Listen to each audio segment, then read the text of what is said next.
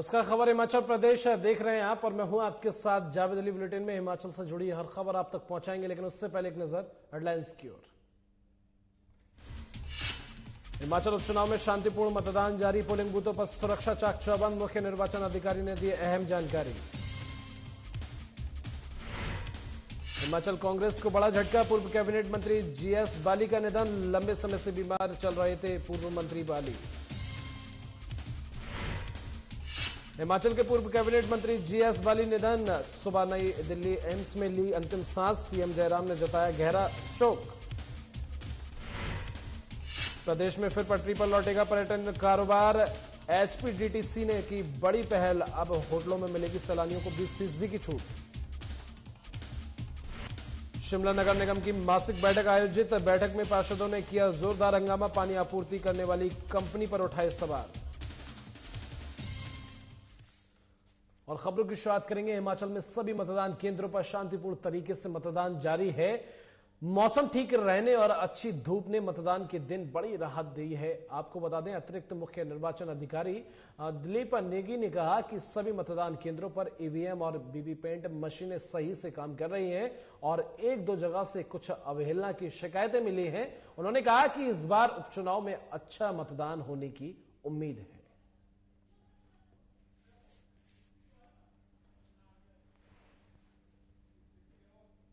आज सुबह 8 बजे से शुरू हुआ और अभी शांतिपूर्ण ढंग से मतदान हो रहा है। मंडी पार्लियामेंट्री सीट के लिए और 3 असेंबली सीट्स के लिए मतदान चल रहा है और अभी जो 12 बजे तक की जो हमें सूचना मिली है, लगभग असेंबली कॉन्स्टिट्यूएंसीज में लगभग 25% के करीब मतदान हुआ है और पार्लियामेंट्री में 20% के करीब मतदान हुआ और ये धीरे धीरे ये मतदान जो है इसका जो बढ़ते रहेगा और अच्छा मतदान होने की उम्मीद है।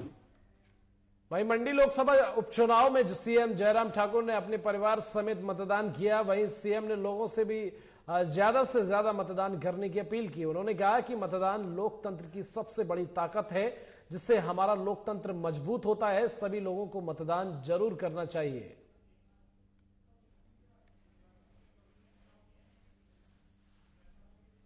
3 विधानसभा के और 1 लोकसभा के उपचुनाव हो रहे हैं और एक तो मैं सभी प्रदेशवासियों से इस बात के लिए अपील करूंगा कि ज्यादा से ज्यादा मतदान में हिस्सा लें, ताकि लोकतंत्र की इस प्रक्रिया को मजबूत करने में अपनी भूमिका निभा सकें। और जहां तक ये चुनाव इस वक्त हिमाचल प्रदेश में हो रहे हैं, ये हमारे बहुत प्रमुख नेतागण थे जो हमारे बीच में नहीं रहे।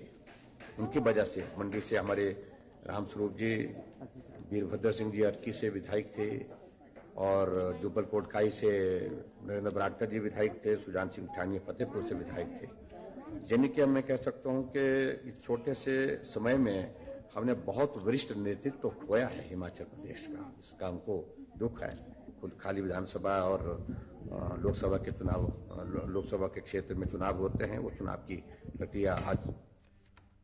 प्रदेश कांग्रेस के कद्दावर नेता और पूर्व कैबिनेट मंत्री जीएस बाली का आज 67 साल की उम्र में निधन हो गया। वह काफी समय से बीमार चल रहे थे। जीएस बाली हिमाचल कांग्रेस के वरिष्ठ नेताओं में से एक थे और उनकी राजनीति में बेहद मजबूत पकड़ थी। पूर्व सीएम वीरभद्र सिंह के बाद बाली के निधन से प्रदेश कांग्रेस को एक बहुत बड़ा झटका लगा है। बता दें कि बाली का जन्म 27 जुलाई 1954 को प्रदेश के कांगड़ा जिले में हुआ। पूर्व मंत्री के निधन की सूचना उनके बेटे रघुवीर सिंह बाली ने सोशल मीडिया के माध्यम से लोगों को दी। उन्होंने लिखा कि उनके पिता कहां रहते थे, जीएस बाली दुनिया में रहे या ना रहे, वो अपने लोगों के दिलों में हमेशा रहेंगे।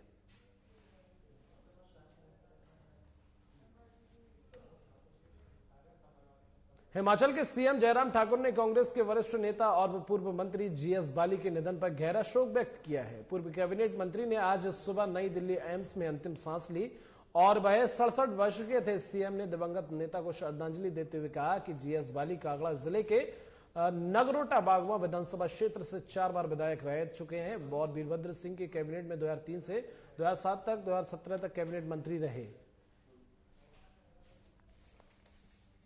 को लेकर के बताते हुए ये खेद है कि सुबह ही सूचना प्राप्त हुई कि जीएस बाली जो कांग्रेस पार्टी के वरिष्ठ नेता थे और पिछले कुछ दिनों से अस्वस्थ चल रहे थे, आज हमारे बीच में वो नहीं रहे।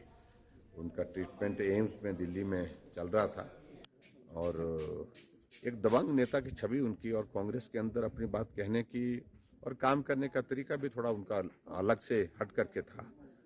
तो और अपनी पार्टी के अतिरिक्त दूसरे दलों में भी उनके साथ बहुत उनका संबंध बहुत अच्छा रहता था। तो ऐसी एक छवि के नेता जो है वो हिमाचल ने और खोए हैं। तो मुझे इस बात का बहुत खेद है। ईश्वर उनके परिवार को इस दुख को सहन करने की शक्ति दे और मैं अपनी संवेदनाएं व्यक्त करता हूं और उनकी आत्मा को ईश्वर शांति। और हिमाचल प्रदेश में आज मंडी लोकसभा उपचुनाव चल रहा है, उसको लेकर जगह जगह जो है मतदान केंद्र बनाए गए हैं और लोग मत भी कर रहे हैं। और ऐसे में मतदान को दुनिया का सबसे ऊंचा मतदान को दुल्हन की तरह सजाया गया है। यहां पर पोलिंग कर्मी पारंपरिक परिधान में वोटरों का स्वागत करते नजर आए और 100% पोलिंग सुनिश्चित करेगा। आपको बता दें, टशीगंग में सभी 47 मतदाता, जिनमें पुरुष 29 और 18 महिला मतदाता हैं, सभी पारंपरिक परिधान में मतदान कर इस खूबसूरत घड़ी का गवाह बनेंगे। इससे पहले स्पीति के ही हिक्कुम को दुनिया का सबसे ऊंचा पोलिंग बूथ माना जाता था, जो कि 14,567 फीट की ऊंचाई पर स्थित है। 2019 अब यह दर्जा टशीगंग को मिला है। स्पीति के मुख्यालय काजा से करीब 35 किलोमीटर दूर स्थित टशीगंग 15,256 फीट की ऊंचाई पर है। तो ये खुद आप अंदाजा लगा सकते हो, उपचुनाव से पहले की ये तस्वीरें हैं कि मतदान से पहले की ये तस्वीरें किस तरह से सजाया गया है, लोग कितने खुश हैं। Norbu, presiding officer, world highest polling station 72 Tashigang में हूँ और यहाँ सभी वोटिंग बहुत बढ़िया स्मूथली चल रहा है।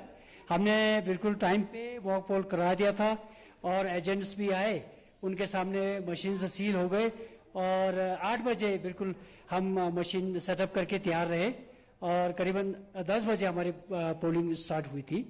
अब तक 33 वोट हो चुके हैं और सभी यहाँ के स्थानीय लोग पारंपरिक ड्रेस में आ रहे हैं और बहुत खुशी है। हाईएस्ट पोलिंग स्टेशन में ये दूसरी बार पोलिंग हो रही है और साथ ही यहाँ पर लोगों के लिए, वोटर्स के लिए खाने पीने की भी व्यवस्था की गई है और साथ ही बच्चों के लिए इस साइड में बैठने का पूरा सुविधा यहाँ पर। और कोरोना के संकट से काफी हद तक उबर चुके हिमाचल प्रदेश में अब एक बार फिर पर्यटन कारोबार के बढ़ने की उम्मीद जागी है। हिमाचल प्रदेश पर्यटन निगम ने लॉकडाउन के चलते भारी घाटे से उभरने के लिए अब दृढ़ संकल्प लिया है। दरअसल कोरोना काल में हिमाचल प्रदेश में लॉकडाउन के चलते हर क्षेत्र की तरह पर्यटन उद्योग को भी एक बड़ा झटका लगा था। राज्य में सैलानियों की आमद पूरी तरह से खत्म होने के चलते सूबे का सबसे बड़ा उद्योग कहे जाने वाली टूरिज्म इंडस्ट्री शून्य हो गई है। उधर खुद की आर्थिक बढ़ाने के साथ साथ प्रदेश के छोटे बड़े पर्यटन कारोबारियों की आय भी पहले की तरह बढ़ाने के उद्देश्य से एचपीटीडीसी ने एक नई और अनूठी पहल का आगाज किया है।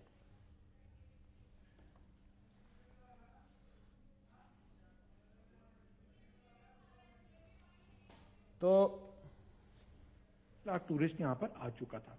तो हमारा पहला प्रयास इस जो दौर ये था कोविड का और उसके उपरांत सबसे पहले सर्वाइवल और उसके बाद रिवाइवल। तो सर्वाइवल में क्योंकि हमने बहुत सारे हमारे होटल्स बंद हो गए थे, बहुत सारे अनएम्प्लॉयमेंट यहाँ पर हो गई थी, एंसिलरीज जो टूरिज्म से एफिलिएटेड हैं उनको काफ़ी इसमें आघात पहुंचा था, जैसे टैक्सी के ड्राइव चालक हैं, ढाबे हैं, अन्य इस प्रकार के लोग हैं। इसमें काफ़ी हमारे को जो है इनको हानि देखनी पड़ी थी। तो रिवाइवल का एक जो प्रोसेस हमने स्टार्ट किया है उसमें कोविड के जितने भी प्रोटोकॉल्स हैं उनको मद्देनजर रखते हुए एक हमने प्लान बनाया था और उसी का अभी हम जो है कारगर होते देख पा रहे हैं। नगर निगम शिमला की मासिक बैठक में एक बार फिर हंगामा देखने को मिला है। बैठक के शुरू होते ही पार्षदों ने शहर में पानी की आपूर्ति करने वाली कंपनी की कार्यप्रणाली पर सवाल खड़े किए हैं। यही नहीं बल्कि पार्षदों ने कंपनी के अधिकारियों पर पार्षदों के साथ दुर्व्यवहार के आरोप भी लगाए हैं। पार्षदों ने बताया कि उनके वार्ड में 4-4 दिनों तक पानी नहीं आता है और जब एजीएम को इस संबंध में कॉल किया जाता है तो वह फोन नहीं उठाते। वहीं बीते दिनों पार्षद दिवाकर देव शर्मा के साथ जल निगम के एजीएम द्वारा किए गए दुर्व्यवहार को लेकर हाउस में खूब हंगामा हुआ। ज्यादातर पार्षदों ने दिवाकर देव शर्मा का पक्ष लेते हुए एसजेपीएनएल के एजीएम को उनके साथ किए गए दुर्व्यवहार पर माफी भी मांगने को कहा। जैसे कि ढली में जो सड़क बनी है, वहाँ पे एक पार्क था, उसको हमने एक्सपर्ट को सैंक्शन दी है कि ताकि मतलब सुरंग जाने में मतलब देरी ना हो। तो वो वाला मुद्दा था। दूसरा हमारा मुद्दा था कि जो हमारे शहर में जहाँ से हमारा कूड़ा उठता है, हमने वो चिन्हित करे थे कि यहाँ से हमारा कूड़ा उठेगा और वहाँ पे हम जो है एरो लगाएंगे। तो इस तरह का जो भी हमने यहाँ हाउस से पास किया है, जिला प्रशासन को भेजेंगे, वो उनसे हम अनुमति लेंगे। इसी तरह से जो हमारे सिंगरौली में एक मनोवर्किंग हॉस्टल है जिसमें हमारी लड़कियाँ रहती हैं, वहाँ की जो पहले वहाँ जो लेडी वो जो वार्डन वो रिटायर हो चुके, तो उनकी जगह पे हमने एक और नई वार्डन जिसका हमें जो 12,000 रुपये पर मंथ सैलरी ऐसे सैंक्शन करी है। इसी तरह का जो बैलेंस शीट 2019 20 की थी, उनमें भी हमने जो है दान की है। 3-4 मुद्दे थे, वही की है जो शहर के डेवलपमेंट के मुद्दे थे, वो आचार संहिता की वजह से नहीं कर पाए। जिससे टाइम से एस्टिमेट हमारे पास नहीं थे, इस वजह से जो है ये एस्टिमेट जो आचार संहिता के बाद बहुत जल्दी हम पुनः जो है साधारण बैठक रखेंगे और इस वजह से प्रदान करेंगे। मुझे थोड़ा सा इस बात का बड़ा अफसोस है कि जो हमारे जल प्रबंधन निगम है वो सही काम नहीं कर रहे हैं। स्पष्ट कर दूं, नगर शिमला की मासिक बैठक आज आयोजित की गई, परंतु कहीं न कहीं आदर्श आचार संहिता के चलते अहम मुद्दों पर कोई विस्तृत चर्चा नहीं, परंतु जनहित से जुड़े हुए मामलों को लेकर हमने विस्तृत चर्चा की, जिसमें जल निगम से संबंधित एक मामला था। जैसा कि आप सभी को विदित है कि विगत 4 दिवस को मैं जल निगम के कार्यालय गया था, परंतु उन व्यक्तियों ने जनहित से जुड़े मामलों की जगह जनता को कहीं न कहीं राहत देने की जगह उल्टा हमसे दुर्व्यवहार किया। इस संबंध में मैंने आज ये मामला सदन के समक्ष रखा कि जब जनता को ही राहत नहीं मिल रही है, जनप्रतिनिधि के साथ आप दुर्व्यवहार कर रहे हो, कहीं ना कहीं अधिकारी कर्मचारी अपने जो कार्यालय है इनके मालिक बन रहे हैं। विगत 4 वर्ष से आप सभी इनकी कार्यशैली से भली भांति परिचित हैं। हर सदन बैठक में कहीं ना कहीं एसजेपीएनएल से संबंध मामले आते हैं, चाहे वो 24 घंटे 7 दिवस की बात थी। ये हमसे पहले जो हमारे इससे पहले जो लोग सदन के भाग थे उन्होंने तय किया था। इसी के कारण कंपनी बनाई गई कि 24 घंटे के 7 दिवस अगर कहीं आपको सुविधा देनी है तो उसके लिए हमें कंपनी का निर्माण करना पड़ेगा। वो कंपनी बनाई गई, परंतु जिस दिन से कंपनी बनी है तब से कोई भी कार्यशैली इनकी पूरी तरह सवालिया निशान है। इनका एक प्रयास चल रहा है कि कहीं ना कहीं सिर्फ और सिर्फ निगम के जो एसेट्स हैं उनको हथियाया जाए। उन्होंने और इसी के साथ हिमाचल प्रदेश के इस बुलेटिन में बस इतना ही। नमस्कार।